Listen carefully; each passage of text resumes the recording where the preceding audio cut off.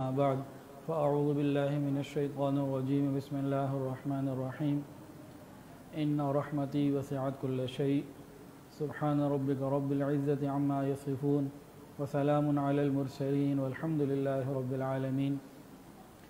अल्लाहुम्मा सल्लि अला सय्यिदिना व मौलाना मुहम्मद व अला आलि सय्यिदिना व मौलाना मुहम्मद व बारिक वसल्लिम।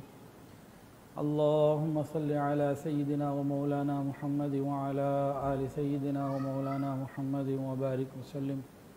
अल्लाहुम्मा सल्लि अला सय्यिदिना व मौलाना मुहम्मद व अला आलि सय्यिदिना व मौलाना मुहम्मद व बारिक वसल्लिम।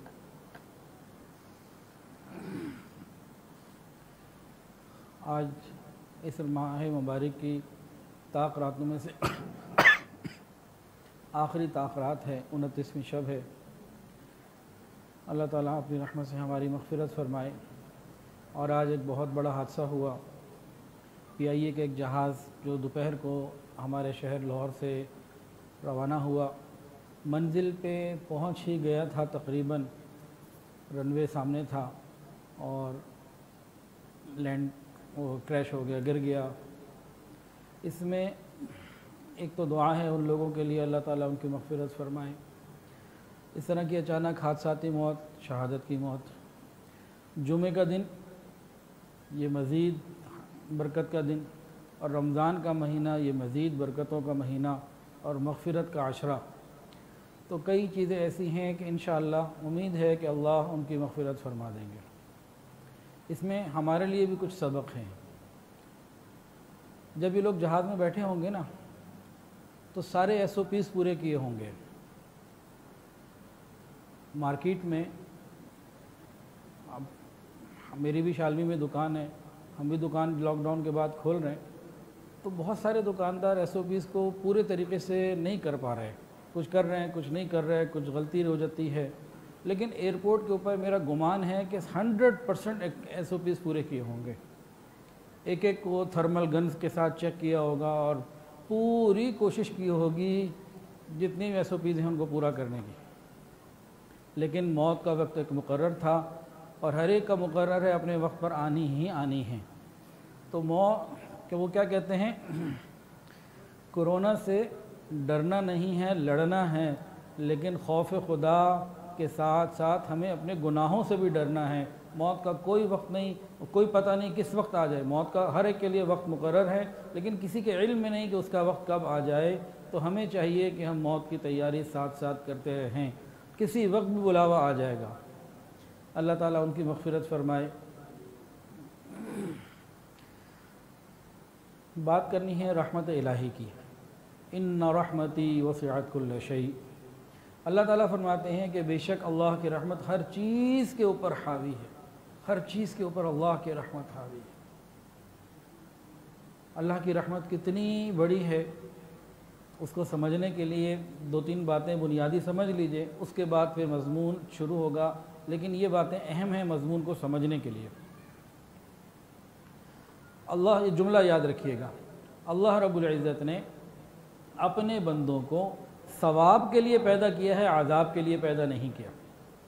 अल्लाह रब्बुल इज़्ज़त ने अपने बंदों को सवाब के लिए पैदा किया है, आज़ाब के लिए पैदा नहीं किया।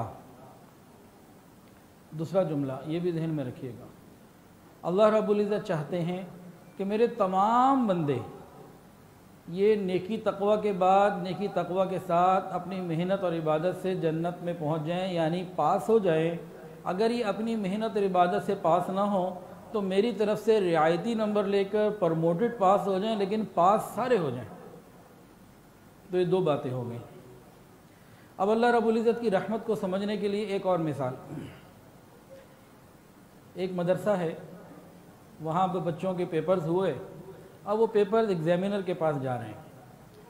तो एक एग्ज़ामिनर ऐसा था जिसकी दिल की तमन्ना ये है कि मैंने सारों को फेल करना है, किसी को पास नहीं करना।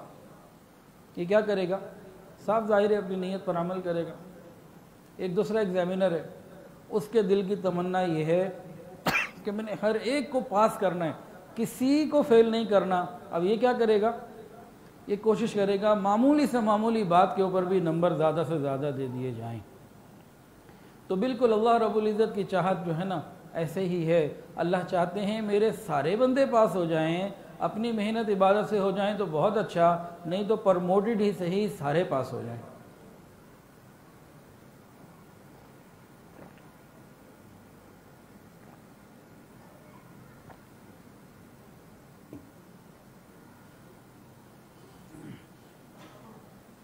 अब जन्नत और जहन्नम का फैसला, ये भी अहम पॉइंट है। अल्लाह रब्बुल इज़्ज़त ने कहाँ पे रखा? ये रखा है क़यामत के दिन पर। और तरीक़ाकार जो ख़ुद अल्लाह ने उसका बनाया वो ये है कि आमाल नामे तोले जाएंगे, आमाल का वज़न होगा। फ़मन सक़ुलत मवाज़ीनुहु फ़हुव फ़ी ईशतिर राज़िया, जिसकी नेकी का पलड़ा भारी हो गया ये जन्नत में पहुँच गया, जिसके गुनाहों का पलड़ा भारी हो गया वो जहन्नम में पहुँच गया। तो ये अल्लाह ताला ने एक तरीक़ा बनाया कि ठीक है तुम ज़िंदगी गुजारो, मैं तुम्हें वो नेमतें दूंगा जो तुम्हें किसी और ने दी नहीं होंगी, तुम मेरी नेमतों में अपनी ज़िंदगी गुजारो और क़यामत के दिन मैं हिसाब किताब करूँगा, नेकी ज़्यादा हो गई जन्नत भेज दूँगा, गुनाह ज़्यादा हो गए जहन्नम भेज दूँगा। तो ये अल्लाह रब्बुल इज़्ज़त ने एक उसूल बनाया और हमें बता भी दिया, छुपाया भी नहीं। तो ये भी रहमत है कि उसने बता दिया, हम अंधेरे में नहीं हैं, हमारे सामने बिल्कुल क्रिस्टल क्लियर है मामला। लेकिन और रहमत को देखिए, जितना आप इसके अंदर गहराई में सोचते चले जाएंगे तो मालूम ये होगा आमाल नामे में जिस वक्त उसमें आमाल नामे रखे जाएंगे, वज़न आमाल होगा, उसका सारा मामला रहमत ही के ऊपर मबनी है। वो कैसे, ज़रा गौर कीजिए।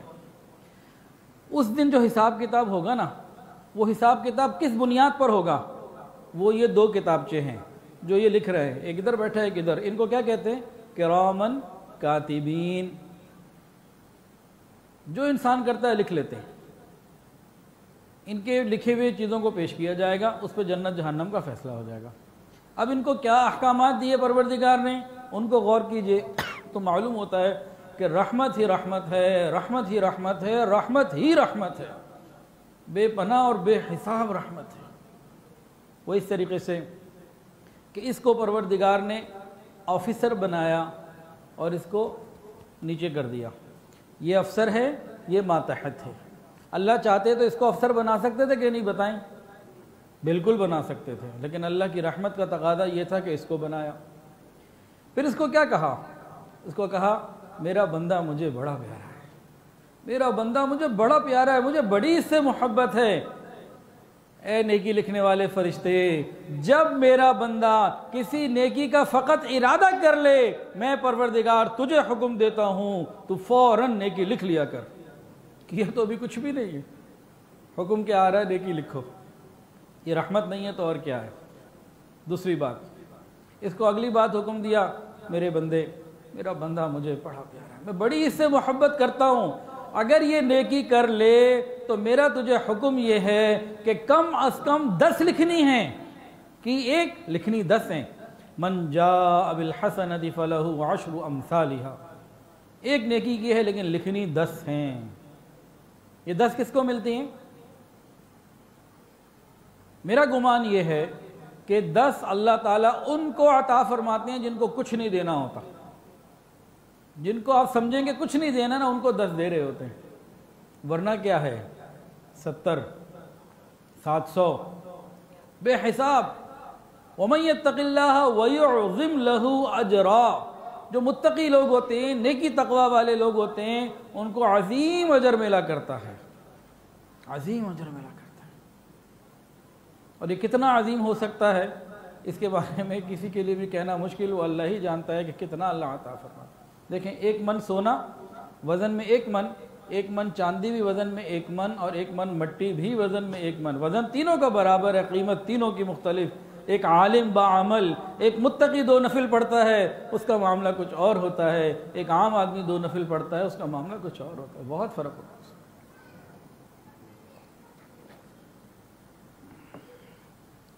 एक आपको अजीब व गरीब बात सुनाऊँ, मज़ेदार। आज का बयान ज़्यादातर मज़ेदार ही है, मीठा मीठा। हदीस के अंदर आता है कि आलिम दीन की फजीलत एक आम आदमी के ऊपर ऐसी है जैसी मेरी फजीलत तुम सहाबा में से सबसे अदना दर्जे के सहाबी पर। सहाबा की तादाद तकरीबन 1.25 लाख कम व बेश।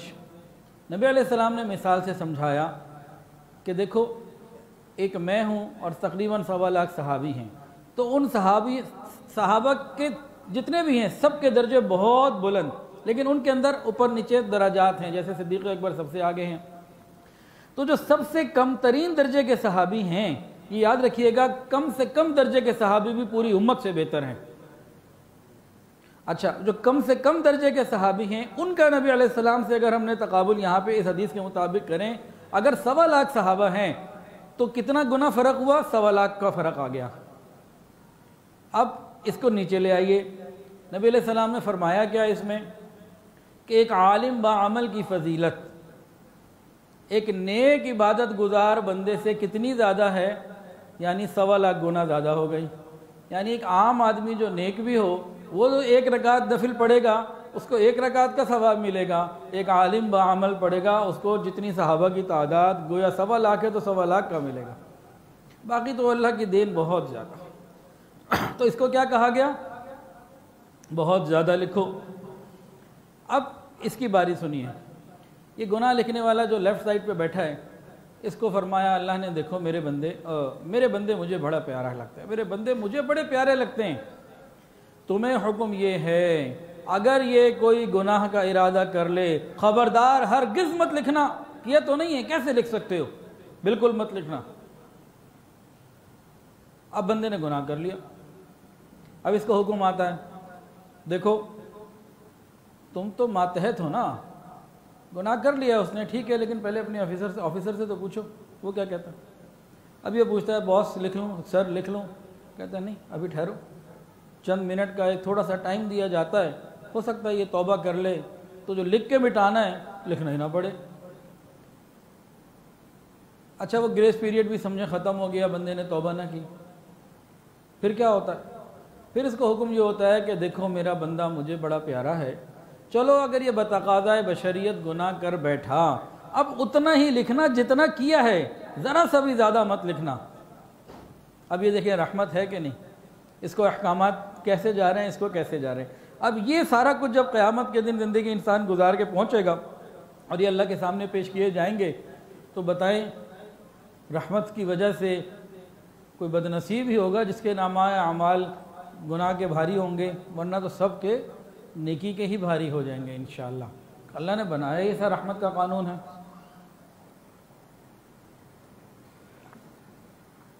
और फिर इसके अंदर ज़िंदगी में अल्लाह ने बहुत सारे नेकी के और अमाल के पैकेजेस अता फरमाए। फरमाया कि असर की नमाज के बाद जुम्मे के दिन अपनी जगह पर बैठे बैठे किसी से बातचीत करने से पहले 80 मरतबा ये वाला दुरूद शरीफ पढ़ लो, अल्लाहुम्मा सल्लि अला मुहम्मदिन नबील उम्मी व अला आलिहि वसल्लिम तस्लीमा।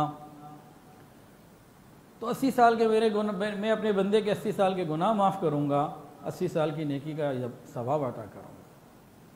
ये इशराक़ पड़ेगा, हज उम्रे का सवाब इसको मैं दे दूँगा। ये अवाबीन पड़ेगा, 12 साल की इबादत का सवाब इसको मैं दे दूँगा। ये रमज़ान गुजारेगा, नेकी और सवाब और ईमान के साथ ये रमज़ान के रोज़े रखेगा, मैं इसकी पिछली ज़िंदगी के सारे गुनाह माफ़ कर दूँगा। ये 20 तरावियाँ पाबंदी के साथ पूरा महीना पढ़ता रहेगा, मैं पिछले सारे गुनाह माफ़ कर दूँगा। ये शब कदर में खड़ा होकर मेरे सामने मांगेगा, इबादत करेगा, मैं पिछले सारे गुनाह माफ़ कर दूँगा। तो और बहुत सारे नेकी के पैकेजेस दे दिए। उम्रा करेगा गुनाह माफ़ हो जाएंगे, हज करेगा गुनाह माफ़ हो जाएंगे, माँ बाप को मोहब्बत से एक दफ़ा देख लेगा, एक हज का सवाब मिल जाएगा। तो बहुत सारे अमाल, दुरूद शरीफ का अमल दे दिया। अगर मेरा बंदा एक दफ़ा मेरे नबी पे दुरूद पढ़ ले, अल्लाहुम्मा सल्लि अला सय्यिदिना व मौलाना मुहम्मद व अला आलि सय्यिदिना व मौलाना मुहम्मद व बारिक वसल्लिम, दुरूद शरीफ जो पढ़ेगा, फरमाया कि 10 गुनाह माफ़ हो जाएंगे, 10 नेकियां मिल जाएंगी, जन्नत के 10 दर्जात बुलंद हो जाएंगे। मेरा बंदा बाज़ार में जाके चौथा कलमा पढ़ेगा, मैं इसे 10 लाख नेकियां अता फरमा दूँगा। तो बहुत सारी, एक इस्तिग़फ़ार का सीगा सिखवाया, अस्तग़फ़िरुल्लाहल्लज़ी ला इलाहा इल्ला हुवल हय्युल क़य्यूम व अतूबु इलैह, जो सुबह और शाम 3-3 दफ़ा पढ़ लेगा, सारी ज़िंदगी की उसके जनाब बहुत बेशुमार गुनाह माफ़ हो जाएंगे। तो इस तरह की बहुत सारी रहमत की चीज़ें दे दी। कि क़यामत के दिन जब ये मेरे पास आएगा तो इसके अमाल बहुत ज़्यादा हों, नेकियां ज़्यादा हों।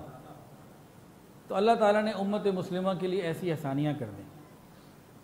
और फिर रहा मामला गुनाहों का, तो गुनाहों के बारे में परवरदिगार आलम ने एक ऐसी अजीब नेमत अता फरमा दी, फरमाया कि जो बंदा तौबा कर लेगा मैं उसकी ज़िंदगी के सारे गुनाहों को माफ़ कर दूँगा।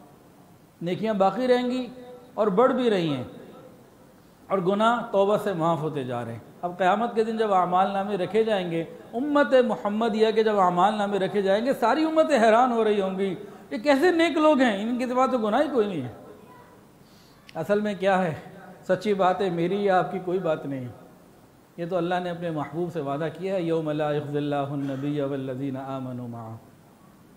ये तो उस वादे की बरकतें हैं, अल्लाह ने अपने महबूब से वादे किए हुए हैं, हमारे लिए आसानियाँ हो गई। और गौर कीजिए, तौबा बहुत बड़ी इबादत, बहुत बड़ी नेमत, लेकिन इतनी आसान। अल्लाह ने तौबा के लिए कोई शर्त ही नहीं रखी।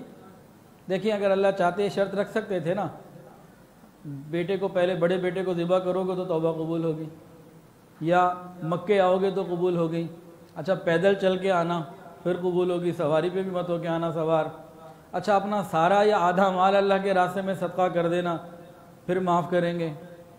या कोई ऐसी शर्त रख देते, अच्छा अपनी मस्जिद के इमाम साहब को ले आना, 2 मुफ्ती हजरात को ले आना, तो एक एफिडेविट भी लिख लें, गवाहों की मौजूदगी में तफसीलात आ जाएं कि आइंदा आप ऐसी हरकत कोई नहीं करेंगे, कोई नाफरमानी नहीं करेंगे।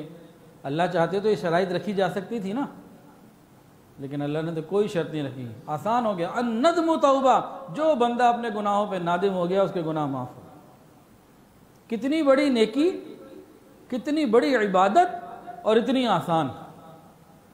अच्छा, ज़िंदगी में कितनी दफ़ा तौबा कर सकते हैं, कोई तादाद? 10 दफ़ा, 20 दफ़ा, 50 दफ़ा, 100 दफ़ा, कितनी दफ़ा कर सकते हैं?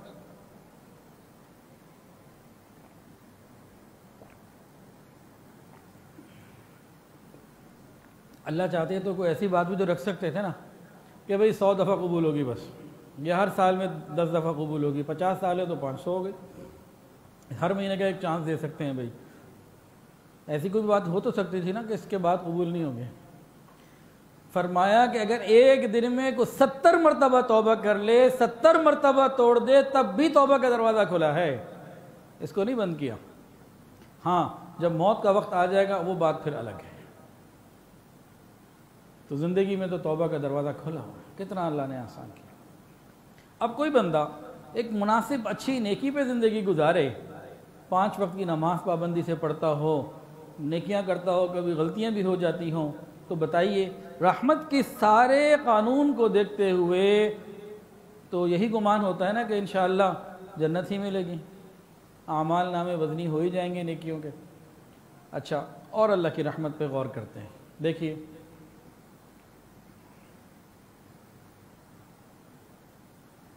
एक बंदा है, ज़िंदगी गुजार रहा है, मौत का वक्त आ गया। मौत के वक्त इस शख्स ने अपनी ज़ुबान से कलमा कहा, ला इलाहा इल्लल्लाह मुहम्मदुर रसूलुल्लाह। मौत के वक्त जिस शख्स को कलमा मिल गया, फरमाया मन काना आखिरु कलामिही ला इलाहा इल्लल्लाह दखलल जन्नह, जिसका आखिरी कलमा, आखिरी बात मौत के वक्त ला इलाहा इल्लल्लाह हो, ये जन्नत में जाएगा। इससे खाता ही कोई नहीं खोला जाएगा, बस सीधा जन्नत में जाएगा इंशाअल्लाह। ये देखें कितनी रहमत है। अब यहाँ ख़तरे वाली बात क्या है, मौत के वक्त हमें ईमान मिलेगा कि नहीं मिलेगा, ईमान बचेगा कि नहीं बचेगा, कलमा मिलेगा कि नहीं मिलेगा, ये इम्पोर्टेंट चीज़ है। मौत के वक्त कलमा मिल जाना ये बहुत बड़ी बात है। और आज इस दौर में हम मौजूद हैं, हमारे बड़े अल्लाह से पनाह मांगते थे, या अल्लाह इस दौर में हमें मत भेजना, पनाह मांगते थे, और आज हम उस दौर में ज़िंदगी गुजार रहे हैं। हदीस के अंदर आता है एक ज़माना ऐसा आएगा कि सुबह ईमान वाला होगा, शाम को काफिर होगा, शाम को ईमान वाला होगा, सुबह काफिर होगा। हम ऐसे दौर में हैं, जगह जगह ईमान के लिए फितने खड़े हुए हैं। ईमान बचेगा कैसे? ईमान तभी बचेगा जब हम उलमा के साथ वक्त गुजारेंगे और उनके साथ अपना रास्ता वास्ता और ताल्लुक़ रखेंगे। जिनका तो उलमा से ताल्लुक़ होगा उनके लिए तो ईमान का बचना आसान है, और जिनका या उलमा से ताल्लुक़ नहीं होगा उनके लिए बहुत ख़तरे की घंटियाँ हैं कि हर जगह से ऐसी बातें आती हैं बहुत खूबसूरती के साथ बड़े अंदाज के साथ कि कहीं से भी ईमान को निकाल के ले जाते हैं। अभी तो उस चीज़ का वक्त नहीं है, इंशाअल्लाह फिर कभी बात होगी, लेकिन उलमा के साथ जो अपना रास्ता और वास्ता रखेगा इंशाअल्लाह उनका ईमान बच जाएगा। जो उलमा से नफ़रत करेगा उनका ईमान का बचना बहुत मुश्किल। हदीस के अंदर आता है जिसका मफ़हूम है कि सबसे बेहतरीन मखलूक उलमाए किराम हैं, और एक हदीस के अंदर ये भी आता है कि जिसने उलमा की कदर न की वो हम में से नहीं। उलमा को बुरा भला कहने वाला जब तक सच्ची तौबा न कर ले उसके अंजाम बहुत ख़तरे में है वो शख्स। हदीस के अंदर आता है जो शख्स मुसलमान जो उलमा की कदर न करे वो हम में से नहीं। अल्लाह ताला हमारी हिफाजत फरमाए। और अल्लाह ताला की ये आदत बहुत मशहूर है और इंसान को मालूम है कि उलमा को बुरा भला कहने वाले का दिल मुर्दा हो जाता है, उसे नेकी और बुराई का फ़र्क ही महसूस नहीं होता। पहले दिल मुर्दा होता है और उसके बाद ईमान भी छीन लिया जाता है। हदीस के अंदर आता है कि 3 आदमी ऐसे हैं जिनकी बेअदबी और बेइज्जती सिर्फ मुनाफिक ही कर सकता है। हदीस के अंदर आता है कि 3 आदमी ऐसे हैं जिनकी बेअदबी सिर्फ मुनाफिक ही कर सकता है। वो कौन से 3 लोग? एक बूढ़ा मुसलमान, और एक उलमा, और तीसरे आदिल बादशाह। उलमा की बेइज्जती करना, बेइकरामी करना, फरमाया कि ये काम तो मुनाफिकों का है। तो ईमान की हिफाजत के लिए उलमा के साथ हमें अपने राब्ते को बढ़ाना होगा। बहरहाल एक आदमी कलमे के साथ चला गया तो उसके लिए रहमत का फ़ैसला हो गया। गौर कीजिए, एक आदमी ऐसा था कि था मुसलमान, मौत के वक्त कलमा नहीं मिला, इंतकाल हो गया। अब क्या हुक्म है? अब अल्लाह की रहमत का मामला ऐसा है, अल्लाह ताला फरमाते हैं, हदीस के अंदर ये बात मौजूद है, शरीयत ये कहती है कि अगर किसी जनाजे को, मैयत को 40 ऐसे लोग जनाजा अदा करें, उसकी नमाज जनाजा अदा करें जो अल्लाह को वहदहू ला शरीक मानते हैं, अल्लाह की ज़ात और सिफ़ात में किसी को शरीक नहीं करते, फरमाया कि अल्लाह ताला इन 40 लोगों की बरकत से उस गुनाहगार मैयत की मग़फ़िरत फरमा देते हैं। अपना अमल काम नहीं आया, वो जो 40 लोग आए उनकी दुआ काम आ गई। इसे कहते हैं अल्लाह की चाहत ये है कि अपने नंबरों से, अपनी इबादत से, मेहनत से पास हो जाए तो बहुत अच्छा, नहीं तो प्रमोटेड ही सही। अभी प्रमोटेड में पहली बात आई।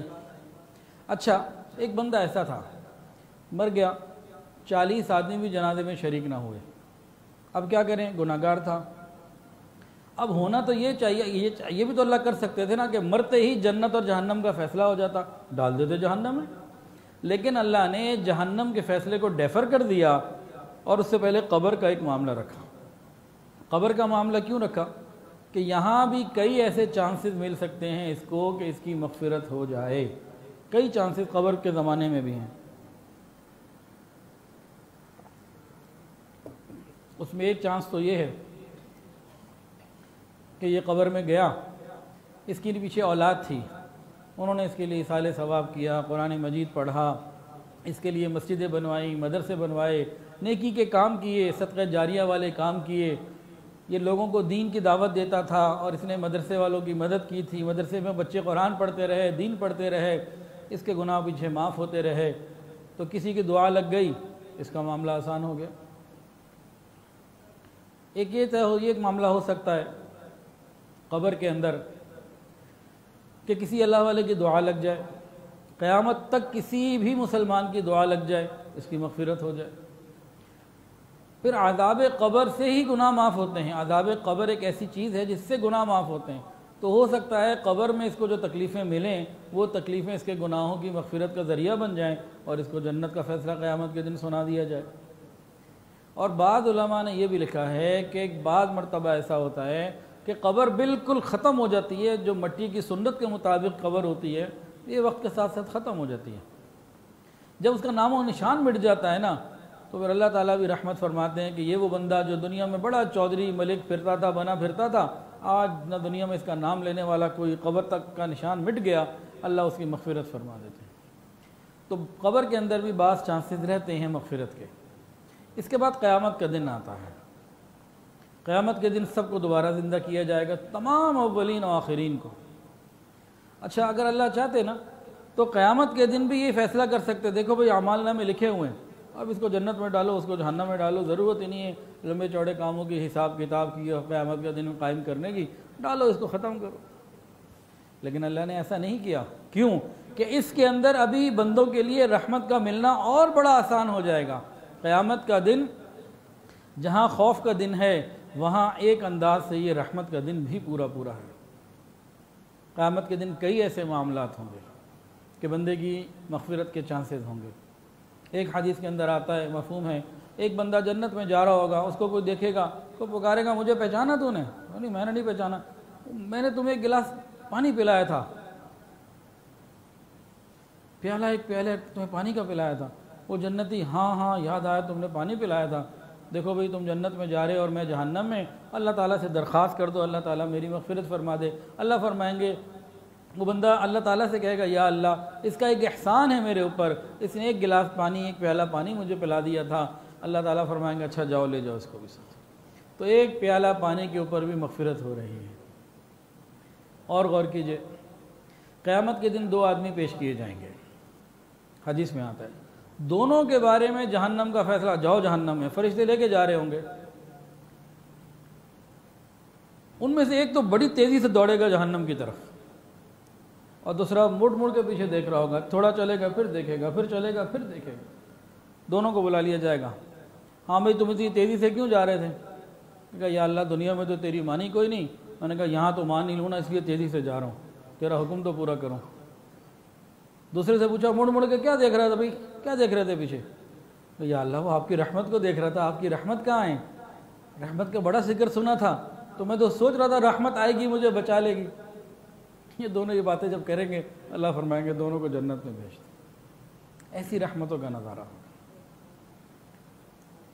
एक फ़कीर होगा मांगने वाला, लेकिन नेक मुत्तकी आदमी होगा, उसके लिए जन्नत का फ़ैसला कर दिया जाएगा।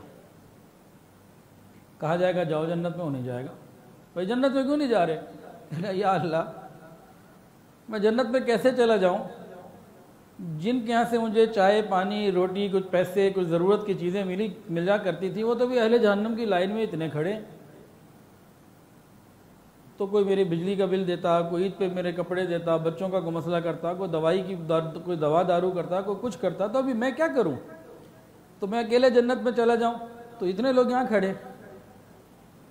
अल्लाह ताला फरमाएंगे जाओ, ये जहन्नम की लाइन में जितने भी लोग, जिसने तुम्हारे साथ दुनिया में कोई भी नेकी और खैर की, तुम्हें कुछ भी दिया, उन सब को निकाल के आज अपने साथ जन्नत में ले जाओ। एक फ़कीर आदमी पता नहीं कितनों को लेके जाएगा, लेकिन वो जो नेक और मुत्तकी होगा, ये चरसी किस्म के लोग नहीं, जो नेकी की ज़िंदगी गुजारने वाला होगा। तो नेक लोगों के बारे में तो हदीस के अंदर आता है, तुम्हारा खाना कोई ना खाए, लेकिन मुत्तकी लोगों की खिदमत ये क़यामत के दिन काम आएगी। इसके अलावा भी क़यामत के दिन बहुत सारी रहमत के मामलात होंगे। एक मामला ये होगा जो बहुत ही प्यारा, बहुत ही मज़ेदार, वो क्या? हज़रत मोहम्मद मुस्तफ़ा अहमद मुज्तबा सरकार दो आलम सल्लल्लाहु अलैहि वसल्लम की शफ़ाअत का मामला। अल्लाहु अकबर कबीरा। आका ने फरमाया कि मेरी शफ़ाअत तो मेरी उम्मत के कबीरा गुनाह वालों के लिए है। फरमाया कि मुझे शफ़ाअत का हक़ दिया गया, मुझे इख्तियार दिया गया कि महबूब आपको शफ़ाअत का हक़ दें या आपकी आधी उम्मत को वैसे ही जन्नत में भेज दें। महबूब ने फरमाया फ़ख्तरतु शफ़ाअह, मैंने शफ़ाअत को इख्तियार किया, इसमें ज़्यादा मेरे लिए उम्मत के लिए आसानी निकलेगी।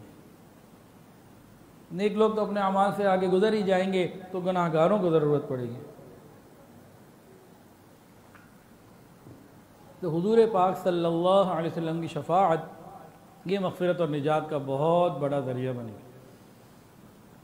बड़े बड़े लोगों की मग़फ़िरत हो जाएगी।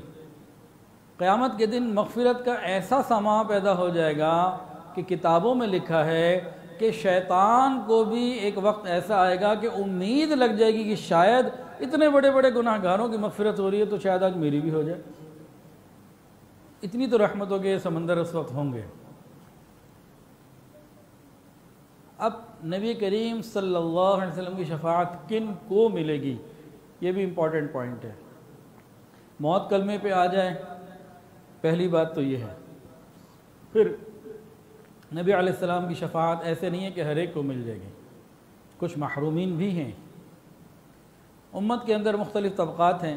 एक तबक़ा तो वो है जो नबी करीम सल्लल्लाहु अलैहि वसल्लम से मोहब्बत करता है, आपकी सुन्नतों को अपनी ज़िंदगी में लेकर आता है, नेकी तक़वा की ज़िंदगी गुजारता है, इत्तिबाए सुन्नत की ज़िंदगी गुजारता है और नबी करीम सल्लल्लाहु अलैहि वसल्लम के वारिसीन उलमाए किराम से शदीद मोहब्बत करता है, दीन की खिदमत करता है, दीनदारों के ख्याल करता है।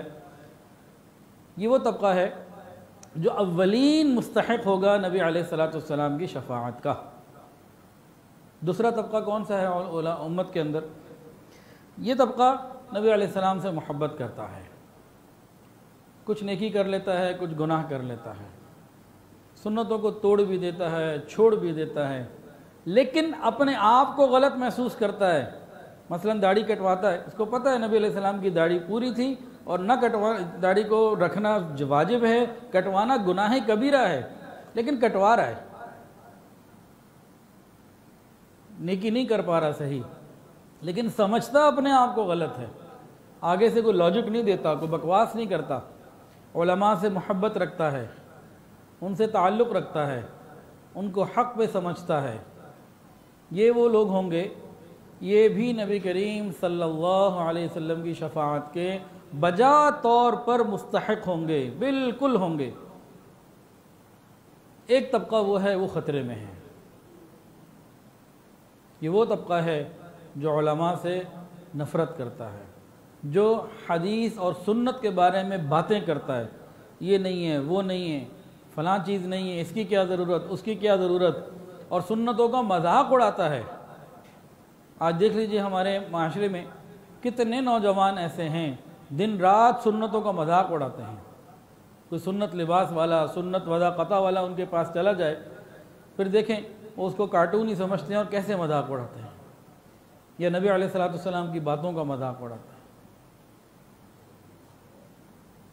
तो ये लोग ये बहुत ख़तरे में हैं। ख़तरा है कि ये नबी अलैहिस्सलाम की शफाअत से महरूम ना हो जाएं। तो हमने नबी अलैहिस्सलाम की शफाअत पानी है, उसके लिए हमें नबी अलैहिस्सलाम से मोहब्बत करनी है और उनके वारिसीन से मोहब्बत करनी है। इंशाअल्लाह फिर मामला आसान हो जाएगा। हुज़ूर पाक सल्लल्लाहु अलैहि वसल्लम शफाअत करेंगे, तमाम अंबिया शफाअत करेंगे, फिर तमाम उलमा, तमाम हुफ़ाज़, तमाम शुहदा शफाअत करेंगे। ये दीन पढ़ने पढ़ाने वाले, ये दीन के दाई, ये सब शफाअत करेंगे। क़यामत के दिन ये जो झंडे वाली गाड़ियाँ हैं ना, ये उलमा के पास होंगी। उस दिन का इनका प्रोटोकॉल सुनिए।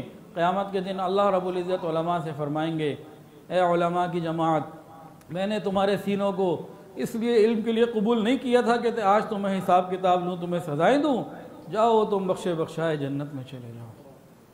ये उलमा का इकराम होगा। और हदीस में बात मौजूद, जन्नत के अंदर भी उलमा की ज़रूरत महसूस होगी और जन्नती उलमा से सवाल पूछने आया करेंगे।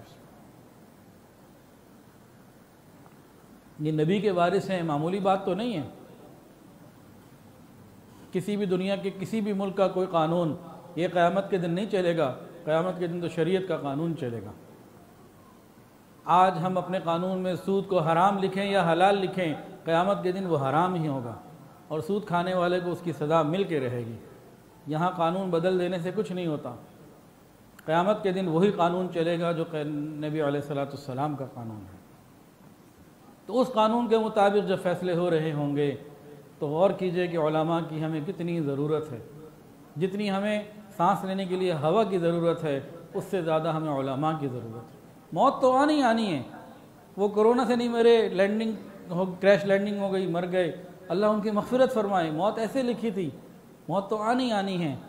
लेकिन क़यामत के दिन के मामलात और जो फ़ैसले हैं वो किस कानून के मुताबिक होंगे? वो हुज़ूर पाक सल्लल्लाहु अलैहि वसल्लम के कानून के मुताबिक होंगे। हम अपनी औलादों को वो कानून सिखाएं, उनको मदारिस में भेजें, दीनी तालीम दें, देखें, बहुत सारे लोग दुनिया में ऐसे हैं जो लोगों को दीनी तालीम से मना करते हैं और दुनियावी तालीम दिलाते हैं। आप उलमा से पूछिए, कोई आलिम आपको ऐसा नहीं मिलेगा जो दुनियावी तालीम से मना करता हो। वो कहते हैं दूसरे लोग कि दुनिया की ही तालीम हासिल करो, दीनी तालीम पे वक्त मत ज़ाया करो। उलमा कहते हैं कि तुम दुनिया की तालीम भी हासिल करो, लेकिन दीनी तालीम भी लाजमी हासिल करो, क्योंकि अगर सिर्फ उनकी मानोगे तुम्हारा सिर्फ ज़्यादा से ज़्यादा ज़िंदगी का फ़ायदा होगा। अल्लाह और उसके रसूल की मान लोगे, दुनिया भी बन जाएगी, आखिरत भी बन जाएगी। तो ख़ुद गौर कीजिए, फ़ैसला किन का बेहतर है, विज़न किन का बड़ा है? सिर्फ 60-70 साल का विज़न या फिर जन्नत में दाखिले तक कामयाबी का विज़न? ये उलमा के पास, हमें इनकी कदर करनी होगी। इन उलमा को हक़ शफ़ाअत मिलेगा। हाफिज़ कुरान, माशाअल्लाह आज भी यहाँ ख़त्म कुरान की महफ़िल। एक हाफिज़ कुरान कितने लोगों को जन्नत में लेके जाएगा? सब जवाब देंगे 10। पहले तो इसकी तफसील सुन लीजिए। वो हाफिज़ कुरान 10 लोगों को जन्नत में लेकर जाएगा जिसने कुरान के हलाल को हलाल जाना और हराम को हराम। अगर हाफिज़ कुरान हो और नमाज भी नहीं पढ़ता, हाफिज़ कुरान हो और नामहरमों से राब्ते भी नहीं छोड़ता, हाफिज़ कुरान हो और रातें गुनाहों में गुजारता है, तो क़यामत के दिन इसको कहीं अपनी ना पड़ी हो, औरों को किधर लेके जाएगा ये? तो हर हाफिज़ कुरान नहीं है। हाफिज़ कुरान हो और ये हदीस जो कुरान के हलाल को हलाल जाने और हराम को हराम जाने, वो हाफिज़ 10 लोगों को लेके जाएगा। बहरहाल हाफिज़ कुरान 10 को लेके जाएगा। इसके बाद शुहदा का नंबर है।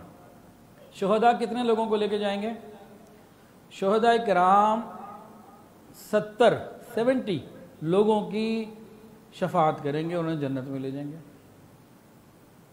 हुज्जाज, जिन्होंने सही हज किया होगा, हज मबरूर,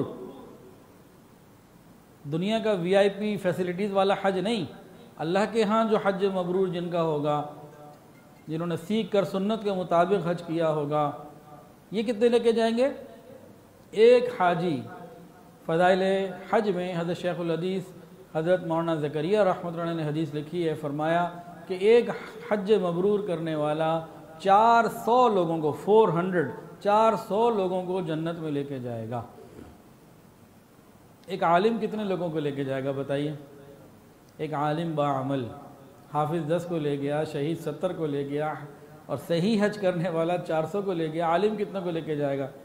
100, 1000, 5000, 10,000, 1 लाख, 10 लाख, 1 करोड़, कितने बताइए? हदीस का मफ़हूम सुनिए और दिल के कानों से सुनिए। क़यामत के दिन अल्लाह ताला उलमा को एक ख़ास मकाम पर खड़ा कर देंगे और उनको फरमाया जाएगा, जितने भी लोग तुम्हारे साथ चलने वाले थे, तुम्हारे पीछे चलने वाले थे, उन सब को अपने साथ जन्नत में ले जाओ, अगरचे उनकी तादाद आसमान के सितारों की मानिंद क्यों ना हो। अब अपनी औलादों को उलमा बनाइए, अपनी बच्चियों को आलिमात बनाइए। इसके लिए फ़िक्र कीजिए, मदारिस की जान माल वक्त के साथ और हर तरह की सपोर्ट कीजिए। ये क़यामत की वो नेमतें हैं जो आज आसानी से मिल रही हैं। एक मंज़र पे गौर कीजिए, अपनी आँखों को बंद कीजिए और एक मंज़र पे गौर कीजिए। हदीस के मुताबिक मंज़र बता रहा हूँ कि आपका बच्चा या आपकी बच्ची मदरसे जा रही है और अल्लाह के मुकर्रब फरिश्ते, पाकीज़ा मुनव्वर फरिश्ते उसके पाँव के नीचे अपने पर बिछा रहे हैं और आपका बेटा या बेटी जो दीन की तालीम हासिल करने के लिए जा रही है उसके नीचे इस नूरानी मखलूक के पर आ रहे हैं। बताएं तो सही इसकी शान क्या होगी? सोचें। आज भी दुनिया में ना रेड कारपेट बिछाए जाते हैं प्रोटोकॉल के लिए। रनवे पे जहाज़ आता है, कोई पर्सनैलिटी आ रही होती है बड़ी, तो बिल्कुल सीढ़ियों के साथ रेड कारपेट होता है जो पीछे आगे तक जा रहा होता है। तो कितना आपको महसूस होता है कि इस बंदे को कितना प्रोटोकॉल मिला। वो कालीन कितना ही कीमती क्यों ना हो, जो बच्चा और बच्ची आपका मदरसे दीन हासिल करने जा रहा है, अल्लाह की नूरानी मखलूक अपने पर बरकत हासिल करने के लिए उसके कदमों के नीचे बिछा रहे हों, कभी गौर कीजिएगा रात को सोच के। और तमाम मुहद्दिसीन, तमाम मुफस्सिरीन इस बात के ऊपर मुत्तफिक हैं कि कुरान और हदीस में कुरान और हदीस में तालीम के ऊपर जितने फ़ज़ाइल आए हैं वो सब के सब दीनी तालीम पर हैं, वो उस इल्म पर हैं जो रसूलुल्लाह लेकर आए। ये तमाम फ़ज़ाइल किसने बताए? ये तमाम फ़ज़ाइल हुज़ूर सल्लल्लाहु अलैहि वसल्लम ने बताए। और हुज़ूर ने कौन सी तालीम दी? फरमाया कि मैं तो मुअल्लिम बना के भेजा गया हूँ। आपने कौन सी तालीम दी? तो जो इल्म अल्लाह के नबी लेकर आए, जो इल्म अल्लाह के नबी ने उम्मत को सिखाया, जिस इल्म के बारे में अल्लाह के नबी ने इतने बेहिसाब फ़ज़ाइल बताया, तमाम मुहद्दिसीन और मुफस्सिरीन ने ये सारे के सारे फरमाते हैं कि ये दीनी उलूम के बारे में हैं। हदीस सुनिए, फरमाया आलिम बाअमल को देखना, आलिम बाअमल को देखना इबादत है। क्या किसी और को देखना भी इबादत है? माँ बाप को देखना इबादत है, वो रिश्ते की वजह से है, लेकिन आलिम बाअमल को देखना इबादत है। जिसने किसी आलिम की सोहबत पाई गोया मेरी सोहबत पाई। तो गौर कीजिए हमें क्या करना चाहिए। हमें अपने बच्चों को दीन का इल्म सिखाना चाहिए। एक हदीस सुनिए, फरमाया आलिम की फजीलत इबादत गुजार बंदे पर ऐसी है जैसी चांद की 14वीं रात की फजीलत बाकी सितारों पर।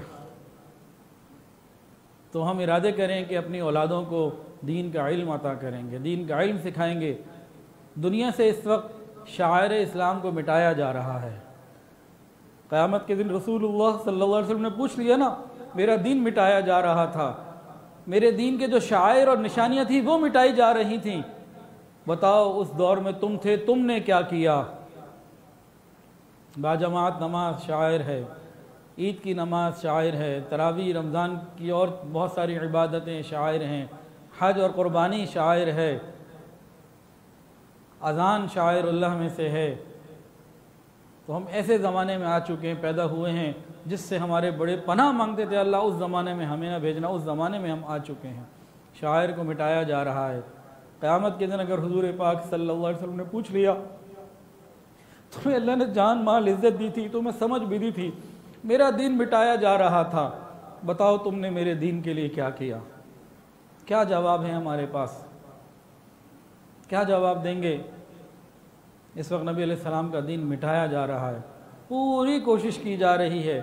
और बातिल लोगों की एक आम सादा सी पहचान ये आपको उलमा से दूर करेंगे, ये नबी के वारिस से दूर करेंगे। 2-3 दिन पहले भी एक बयान में एक बात बताई थी, अल्लाहु अकबर कबीरा। जंग में हज़रत शेखुल हदीस मौलाना हबीबुल्लाह साहब दाऊन बरकातहुम, उनसे किसी साहब ने, कोई वकील साहब थे, तो तंग करने के लिए ना, छेड़ने के लिए, पिन करने के लिए पूछा कि इमाम मेहदी हनफी होंगे या शाफ़ी मालकी होंगे या देवबंदी या बरेलवी होंगे, क्या होंगे? उन्होंने बड़ा खूबसूरत जवाब दिया, उनका खुदा के बंदे जो भी होंगे होंगे मौलवी ही, टखने नंगे होंगे, सर पे पगड़ी होगी, सुन्नत के मुताबिक लिबास होगा, वही बात करेंगे जो कुरान हदीस में आई, जो उलमा आज बताते हैं, जो 1400 साल पहले अल्लाह के नबी बता गए, वो वही बताएंगे, वो उलमा वाली ही बातें बताएंगे जिनसे तुम दूर हो चुके हो। वो क्या बताएंगे? वो यही बताएंगे शराब हराम है, नमाज़ पढ़ना ज़रूरी है, सूद खाना हराम है, नामहरम को देखना मना है। वो यही बताएंगे कि मिक्स गैदरिंग मना है। वो यही बताएंगे कि सिला रहमी करना ज़रूरी है। वो तो सारी बातें वही बताएंगे जो हुजूर ने बताई, और उलमा वही बता रहे हैं जो हुजूर ने बताया। तुम उलमा से दूर हो, वो शाफी हो या मालकी, ये बात की बातें होंगे वो उलमा। तो गौर कीजिए कितनी ज़्यादा ज़रूरत है हमें इन बातों की। अल्लाह ताला हमें इन बातों की सही समझ अता फ़रमाए और हमें अपने मकबूल बंदों में शामिल फ़रमाए। अब दुआ से पहले चंद बातें करनी हैं।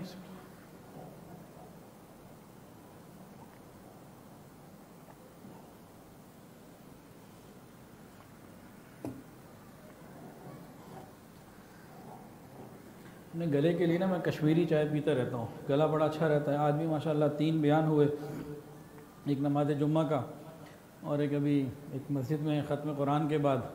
और एक ये बयान है वो गला। या अल्लाह,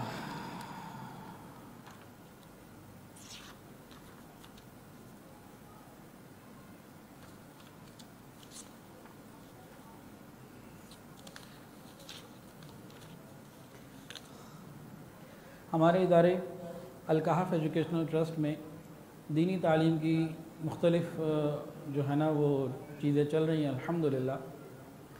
हमारी 20 ब्रांचेज़ हैं, 20 लाहौर, कराची, गुजरांवाला और चित्राल। हेड ऑफिस लाहौर में है। हमारे स्टूडेंट्स की तादाद तकरीबन 2500 है और जो पढ़ने पढ़ाने वाले जो लोग हैं, मेहनत करने वाले जो अमला है वो 60 से ऊपर है और बहुत सारे शोबे काम कर रहे हैं। हमारी ब्रांचेज़ में जो लाहौर, कराची, गुजरांवाला और चित्राल है, दरस निज़ामी 6 साल का, 2 साल का और मुख्तलिफ़ चीज़ें चल रही हैं और टाइम टू टाइम बहुत सारी चीज़ें होती रहती हैं। और अभी मैं ऑनलाइन का बनात का आपको बता रहा हूँ। बनात से मुराद लेडीज़ का।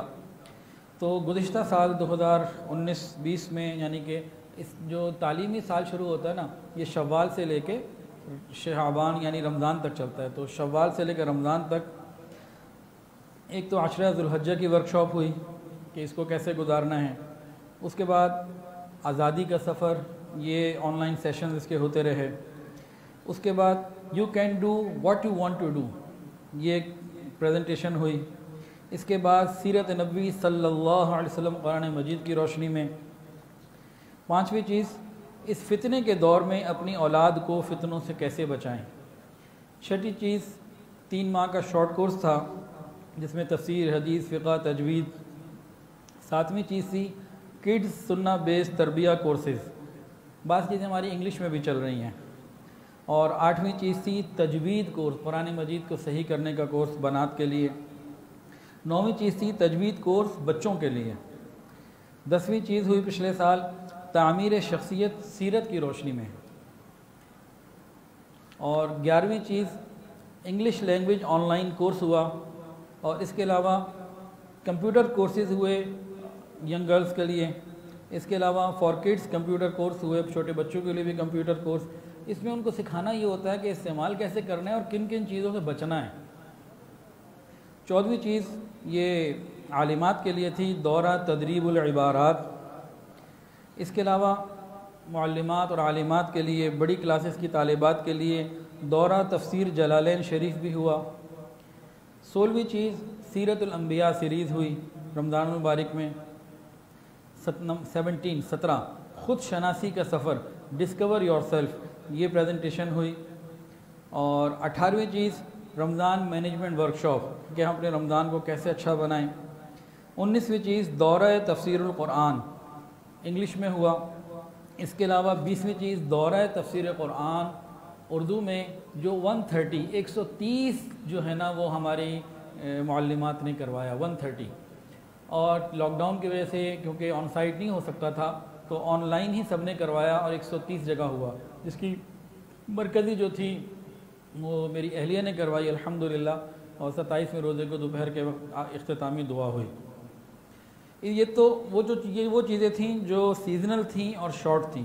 जो लॉन्ग टर्म चीज़ें रेगुलर बेसिस पे चल रही हैं ऑनलाइन बनात की, उसमें 6 साल दरस निज़ामी कोर्स, तरीक़ुल जन्ना 1 साल का कोर्स, 4 साल तालीमुल कुरान कोर्स, मुकम्मल तफसीर कुरान कोर्स और तखस्सुस फ़ी दावा वल इरशाद तालिबात के लिए। तखस्सुस फ़ी दावा वल इरशाद ये बहुत ही खूबसूरत चीज़ है। ये उन मुअल्लिमात के लिए है जो दरस निज़ामी कर चुकी होती हैं, उनको उनकी एबिलिटी को बढ़ाने के लिए कि वो कंप्यूटर को कैसे इस्तेमाल करना है, आजकल के हालात में किस तरीके से दीन का काम करना है। तो मुअल्लिमात की इस्तेदाद को बहुत बड़ा बूस्ट करने के लिए ये बहुत उम्दा हमारा काम हुआ। तो ये मुस्तकिल ये काम हो रहा है अल्हम्दुलिल्लाह। और हमारी तादाद जो है, मैं आपको जो 2500 बता रहा हूँ ना, बहुत मोहतात बता रहा हूँ, ये इससे बहुत ज़्यादा है अल्हम्दुलिल्लाह। अब अगले आने वाले साल में भी ये सारी चीज़ें और इस तरह की और चीज़ें बनात में ऑनलाइन भी शुरू होंगी। एक और ऐलान, इंशाअल्लाह अगले आने वाले साल में मर्दों के लिए भी शुरू हो रहा है। एक तो तखस्सुस फ़ी दावा वल इरशाद शुरू हो रहा है, ये उलमा के लिए है। दूसरा 8 साल दरस निज़ामी शुरू हो रहा है। अगला साल उसका पहला साल होगा, तो वो लोग जो मदारिस में जाके टाइम नहीं दे सकते उनके लिए है। और इसका इमेजेस इंशाल्लाह 1-2 दिन में आ जाएंगे, ये आज आ चुके होंगे। तो टाइमिंग इसकी शाम की है, 7 से 9:30 गालिबन टाइम है। तो जो लोग अपने जॉब पे बिज़नेस में मसरूफियत में होते हैं तो रात के वक्त में आसानी से घर बैठे आलिम बन सकते हैं। शुरू कर लें, आगे अल्लाह पूरा करेगा। तो 8 साल से ना घबराएं, बहुत आसान है। इसके अलावा ऑनलाइन मर्दों के लिए इंग्लिश कोर्सेज भी हमारे ईद के बाद शुरू हो रहे हैं। 3 किस्म के होंगे, एक बिगिनर्स का होगा, एक उसके बाद का होगा, एक उससे आगे का होगा। और बच्चों के लिए भी कुछ चीज़ें मुस्तकिल चल रही हैं और आगे भी इंशाअल्लाह उल अज़ीज़ चलेंगी। तो ऑनलाइन भी अल्हम्दुलिल्लाह काफ़ी काम हो रहा है और ऑन साइट भी हमारा अल्हम्दुलिल्लाह मुख्तलिफ़ काम है। इसके अलावा वेलफेयर का काम है, कफ़ालत का भी कुछ काम है, बहुत सारी और भी चीज़ें हैं। अल्लाह ताला कबूल फ़रमाए और जो हमारे मुआविनीन हैं अल्लाह उन्हें अपने मुक़र्रबीन में शामिल फ़रमाए।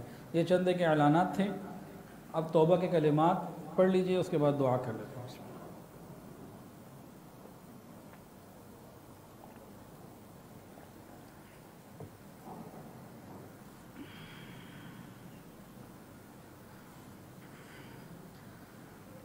सच्चे दिल के साथ इन कलिमात को साथ साथ पढ़ लीजिए। अल्हम्दुलिल्लाह वकफ़ा वस्सलाम। बिस्मिल्लाहिर्रहमानिर्रहीम। ला इलाहा इल्लल्लाह मुहम्मदुर रसूलुल्लाह। आमन्तु बिल्लाहि व मलाइकतिहि व कुतुबिहि व रुसुलिहि वल यौमिल आखिरि वल क़द्रि खैरिहि व शर्रिहि मिनल्लाहि तआला वल बाअसी बअदल मौत। अशहदु अल्ला इलाहा इल्लल्लाहु व अशहदु अन्ना मुहम्मदन अब्दुहु व रसूलुहु। अस्तग़फिरुल्लाह रब्बी मिन कुल्लि ज़ंबिन व अतूबु इलैहि। अस्तग़फिरुल्लाह रब्बी मिन कुल्लि ज़ंबिन व अतूबु इलैहि। अस्तग़फिरुल्लाह रब्बी मिन कुल्लि ज़ंबिन व अतूबु इलैहि बिरहमतिका या अरहमर राहिमीन। अल्हम्दुलिल्लाह इन कलिमात से हम तौबा ताइब हो चुके हैं। 6 मामूलात हैं, अगर पाबंदी से करेंगे तो इंशाअल्लाह दिलों में अल्लाह की मोहब्बत बढ़ती चली जाएगी।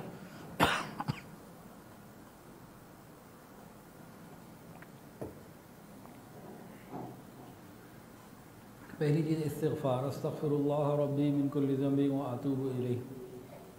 दूसरी चीज़ है दुरूद शरीफ, अल्लाहुम्मा सल्लि अला सय्यिदिना व मौलाना मुहम्मद व अला आलि सय्यिदिना व मौलाना मुहम्मद व बारिक वसल्लम।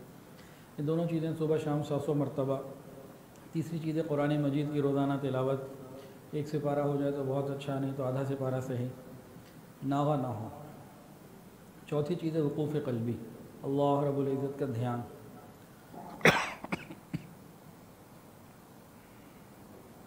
चलते फिरते अल्लाह ताला की तरफ मुतवज्जे रहना।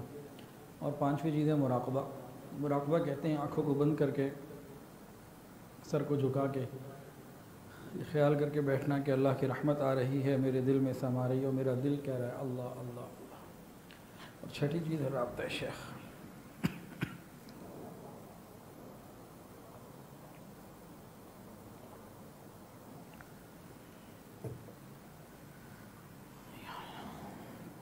दुआ कर लीजिए।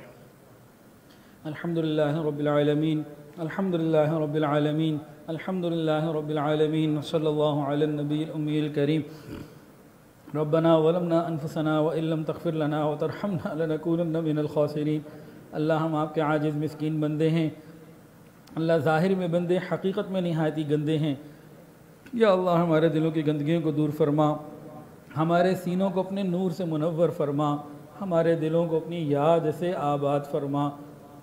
रब करीम सीनों को अपनी मोहब्बत से लबरेज़ फरमा, ख़ताओं से दरगुजर फरमा, ऐबों की पर्दापोशी फरमा। रब करीम अपनी रहमतों की पुष्पनाही नसीब फरमा।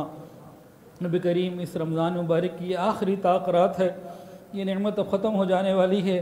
अल्लाह आपकी रहमत से हमारी मग़फ़िरत फरमा दीजिए, हमारे घर वालों की मग़फ़िरत फरमा दीजिए, पूरी उम्मत की मग़फ़िरत फरमा दीजिए। अल्लाह महरूम न फरमाइए। अल्लाह नबी अलैहिस्सलाम की बद्दुआ से बहुत डर लगता है। आका ने फरमाया, आका ने आमीन कहा था जिब्राइल अलैहिस्सलाम की बद्दुआ पर, बर्बाद हो जाए वो शख्स जो रमज़ान में भी अपनी मग़फ़िरत न करवा सके। अल्लाह हमें बर्बादी और तबाही से बचा लीजिए। रब्बे करीम हमारी मग़फ़िरत फरमा दीजिए, हम पर रहमत की नज़र फरमा दीजिए। अल्लाह रोज़ 10 लाख लोगों को आप जहन्नम से बचा रहे हैं, अल्लाह आज हमारी बारी लगा दीजिए, हमारी मग़फ़िरत फरमा दीजिए। अल्लाह महरूमीन में शामिल न फरमाइए। अल्लाह एतराफ़ करते हैं अपने क़सूरों का, अल्लाह अपनी रहमत फरमा दीजिए, हमें माफ़ फरमा दीजिए। या इलाहल आलमीन हासिद के हसद से महफूज फरमा, शरीर के शर से महफूज फरमा, बुरा चाहने वालों की बुराई से महफूज फरमा। रब्बे करीम दोस्ती के रंग में दुश्मनी करने वालों से महफूज फरमा। रब्बे करीम हमें अपने मकबूल बंदों में शामिल फरमा। या इलाहल आलमीन वक्त के मुताबिक सही फ़ैसले करने की तौफ़ीक़ अता फरमा, हमारे फ़ैसलों में बरकतें अता फरमा, हमारे घरों में बरकतें अता फरमा, हमारे आमाल में बरकतें अता फरमा, सेहत और हाफ़ज़े में बरकतें अता फरमा। रब्बे करीम कदम कदम पर बरकतों को हमारे साथ शामिल हाल फरमा। रब्बे करीम हमारी दुआओं को कबूल फरमा। रब्बे करीम अपने दर से लगाए रखना, अपनी रहमत के साए में छुपाए रखना। ए अल्लाह एक लम्हे के लिए भी कभी किसी गैर का मोहताज न करना। ए अल्लाह एक लम्हे के लिए भी कभी किसी गैर का मोहताज न करना। है करीम हक़ा एक लम्हे के लिए भी कभी किसी गैर का मोहताज न करना। या इलाहल आलमीन मोबाइल और इंटरनेट के जायज़ इस्तेमाल तक महदूद रहने की तौफ़ीक़ अता फरमा। इनके नाजायज़ हराम और गलत इस्तेमाल से हमारी हिफाजत फरमा। अल्लाह इनके नाजायज़ हराम और गलत इस्तेमाल से हमारी हिफाजत फरमा। या अल्लाह हमारी नस्लों की हिफाजत फरमा, खुसूसन नौजवानों की हिफाजत फरमा। अल्लाहुम्मा अस्लिह निसा अल उम्मा, अल्लाहुम्मा अस्लिह शबाब अल उम्मा। अल्लाह उम्मत के नौजवानों को हिदायत अता फरमा, नेकी तक़वा अता फरमा। या अल्लाह अपनी रहमत फरमा। अल्लाह जो साहिब औलाद हैं उनकी औलादों को नेकोकार फरमा, वालिदैन की आँखों की ठंडक बना, मुत्तक़ियों का इमाम बना। अल्लाह औलाद की खुशियाँ अता फरमा, औलाद के गमों से महफूज फरमा। रब्बे करीम जिन घरों में जवान बच्चे बच्चियाँ मौजूद हैं कदरदान रिश्ते अता फरमा, वालिदैन के लिए फ़राइज़ निभाने आसान फरमा। या इलाहल आलमीन जो नरीना औलाद के तालिब अपनी रहमत से उन्हें नेक नरीना सालेह औलाद अता फरमा। रब्बे करीम हमारी दुआओं को कबूल फरमा। या इलाहल आलमीन हमें हुकूक़ मांगने के बजाय अदा करने का शौक़ और उसकी तौफ़ीक़ अता फरमा। अल्लाह हमें हुकूक़ मांगने के बजाय अदा करने का शौक़ और उसकी तौफ़ीक़ अता फरमा। रब्बे करीम हमें हुकूक़ मांगने के बजाय अदा करने का शौक़ और उसकी तौफ़ीक़ अता फरमा। या अल्लाह हमें तहम्मुल मिज़ाजी अता फरमा। या अल्लाह हमें हुज़ूर पाक सल्लल्लाहु अलैहि वसल्लम की सच्ची मोहब्बत अता फरमा, कामिल इत्तिबा की तौफ़ीक़ अता फरमा, एक एक सुन्नत को शौक़ और मोहब्बत से अपनाने की तौफ़ीक़ अता फरमा, रसूम और रिवाज को छोड़ने की तौफ़ीक़ अता फरमा। या इलाहल आलमीन आज ख़त्म कुरान में हाफिज़ मोहम्मद हस्सा और हाफिज़ मोहम्मद हस्सान, हाफिज़ मोहम्मद हमज़ा और हाफिज़ मोहम्मद हस्सान इन्होंने कुरान पढ़ा। अल्लाह हम सब से बहुत कोताहियाँ होती हैं सुनने पढ़ने पढ़ाने में। अल्लाह अपनी रहमत से हमारी कोताहियों को गलतियों को मुआफ़ फरमा। अल्लाह जो कुछ पढ़ा गया कबूल फरमा और कामिल अजर अता फरमा। इन हुफ़्फ़ाज़ के लिए और इनके वालिदैन के लिए और असातिज़ा के लिए और ख़ानदान के लिए निजात और मग़फ़िरत का ज़रिया बना। अल्लाह इनको कुरान मजीद के मुताबिक ज़िंदगी गुजारने की तौफ़ीक़ अता फरमा। कुरान के हलाल को हलाल इनकी ज़िंदगियों में बना और कुरान के हराम को हराम समझ कर उससे बचने की इन्हें तौफ़ीक़ अता फरमा। तमाम हुफ़्फ़ाज़ को ये अज़ीम नेमत अता फरमा। या इलाहल आलमीन हमारे गुनाहों को मुआफ़ फरमा। या इलाहल आलमीन हम में और हमारे घरों में जो बीमार हैं शिफ़ा अता फरमा, जो परेशान हैं परेशानियों को दूर फरमा, जो मक़रूज़ हैं कर्ज़ों की अदायगी के आसान असबाब अपनी रहमत से पैदा फरमा। या इलाहल आलमीन हमारी दुआओं को कबूल फरमा। या इलाहल आलमीन बहुत सारे लोगों ने दुआओं के लिए कहा और जो कहना चाहते थे नहीं कह पाए, और वो लोग जिनका हक़ है कि उनके लिए दुआएं करते रहा करें। रब्बे करीम सब के लिए खैर के फ़ैसले फरमा। या इलाहल आलमीन हम सब को रिज़्क़ हलाल आसान फ़राख और बाबरकत अता फरमा, हराम और मुश्तबे से महफूज फरमा। या इलाहल आलमीन आज तैयारे के हादसे में जो लोग शहीद हो गए अल्लाह उनकी मग़फ़िरत फरमा, पसमानदगान को सब्र जमील अता फरमा। अल्लाह जिनके घर तबाह हो गए या अल्लाह उनके लिए भी आसानियाँ पैदा फरमा, और जो बीमार हो गए, जो ज़ख्मी हो गए, अल्लाह उनको सेहत अता फ़रमा। अल्लाह अपनी रहमत का मामला फ़रमा। या अल्लाह आइंदा ऐसे हादसात से या अल्लाह हमारी हिफाजत फ़रमा, अपनी हिफाजत में हमारे मुल्क को ले लीजिए। अल्लाह पूरी उम्मत की हिफाजत फ़रमा। अल्लाह हमारे तीनों हरम की हिफाजत फ़रमा। नबी करीम दावत और तबलीग के काम की हिफाजत फ़रमा। जहाँ अल्लाह अल्लाह खानक़ाहों की हिफाजत फ़रमा। तमाम मसाजिद, मदारिस, मराकिज़ अरबिया की हिफाजत फ़रमा। इक़ामत दीन की कोशिशें करने वालों की हिफाजत फ़रमा। रब करीम हमारी दुआओं को कबूल फ़रमा।